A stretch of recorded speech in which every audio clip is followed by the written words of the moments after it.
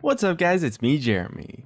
We've talked a lot about champions that were officially scrapped or concepts that the community might have created themselves in the past, but Riot themselves have also actually hinted a lot at future champions based on niches that have either haven't been explored or are kind of just missing something so far where there's a lot of potential for a champion in the future. Most of these concepts are coming from Riot Ezreal, and all of them have at least some official Rioter comment that gives them some level of potential to be created in the future. At least more so than just maybe something the community has suggested. And as always, if you guys enjoyed the video, hit that like button, and if you don't enjoy the video, hit that dislike, because if this video gets, let's say, 8,000 ratings, I'm gonna buy some Chinese food. And let's get started. First on the list is a new Ascended champion. Riot Thermal Kitten mentioned that due to the return of Azir and the rise of the Sun Disk, it opens up a spot in the lore for the new Ascended champions.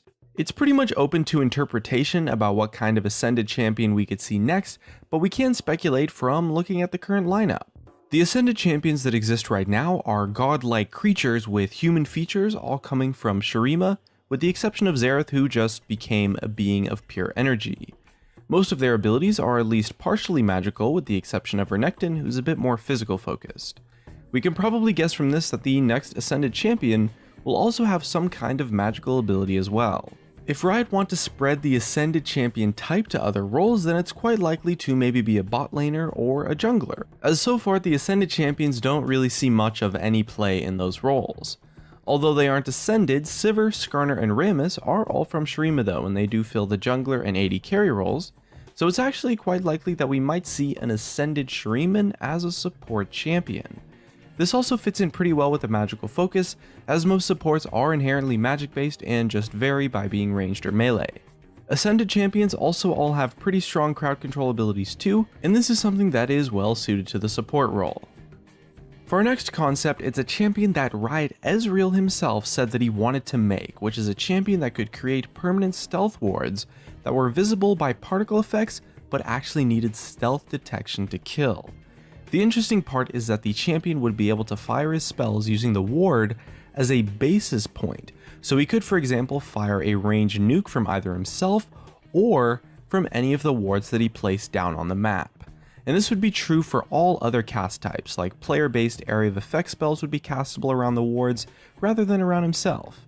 Separately, Ezreal mentioned that he wanted to do mage monsters in the future, or maybe even a stealth-based monster, so it's possible that these two ideas could kinda merge together and end up giving us a stealth-based monster champion that uses wards as a way to attack enemies.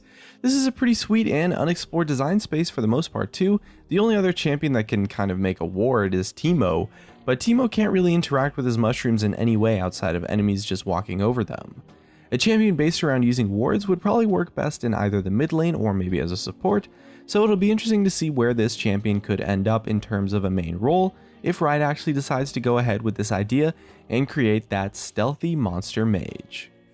Next up, we have a character that was described as some kind of polarity-based sort of champion. We can only really guess what Riot Ezreal meant by that, but he mentioned it while answering a question about lightning-based champions, so it's pretty likely that he's talking about magnetic poles, positives and negatives and stuff. And the polarity could be about directing electrical fields to lock down or burst out enemies.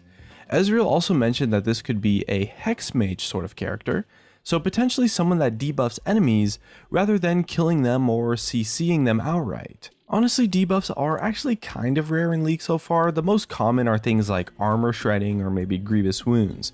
There's quite a lot of unexplored territory here, so it's pretty cool to try to think of some electrical based abilities that could maybe debuff enemies through their electrical shocks, perhaps doing interesting things like temporarily reducing someone's total ability power rather than just flat out cutting damage dealt like Exhaust does.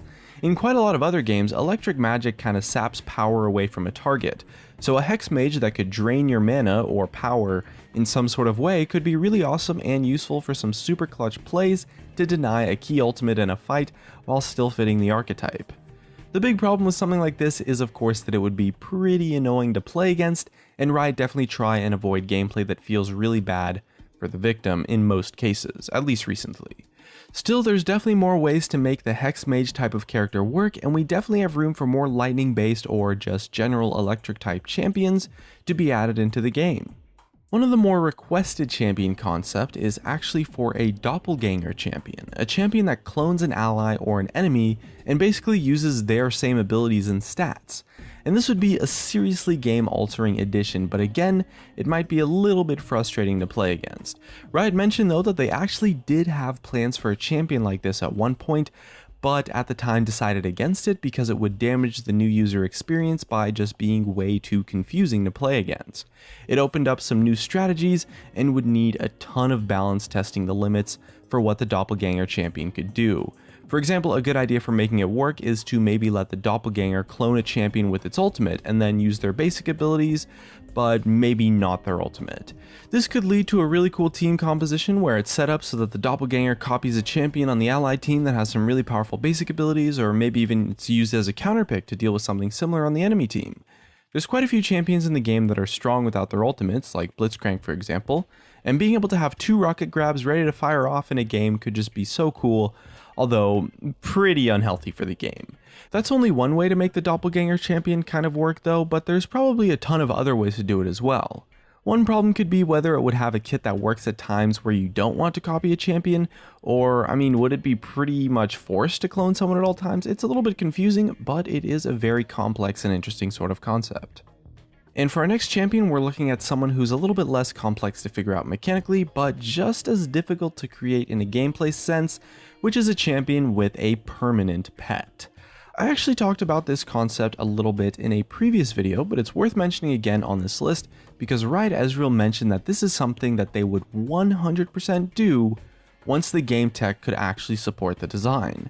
Riot mentioned that they're working on pet AI a lot and they don't want to release a passive pet champion until the AI has actually improved, and that's why we haven't really seen anything like it so far. They didn't give us that many clues as to what to expect though, so it's a little bit difficult to speculate, but the core idea would be a pet that just intelligently does what you want and interacts with your abilities in some way, shape, or form, rather than being totally dependent on you controlling it or summoning it manually, such as Orianna's kind of pet ball, or maybe Malzahar's Voidlings. Ezreal also did mention that he wants a perfect multi-pet control or like clone system, inspired by Phantom Lancer from Dota. If that's the case, it would definitely be cool to see champions like Shaco or Malzahar maybe get reworked to have more control over those pets, maybe even get the ability to micro them all separately. Multiple unit management is definitely something that's a little bit difficult with League though because of the way the selection system works compared to Dota, and although it's definitely tricky to pull off, it's really rewarding for players who would take the time to master it. Riot Meddler also commented on the possibility of a champion with a more significant pet, and he mentioned that although the current system is fine for straightforward pets like Tibbers, it doesn't necessarily support constant pets that have their own personal skill sets, so it's unlikely that we might see a champion like this for a while, but the pet AI has been improving quite steadily over the past few months.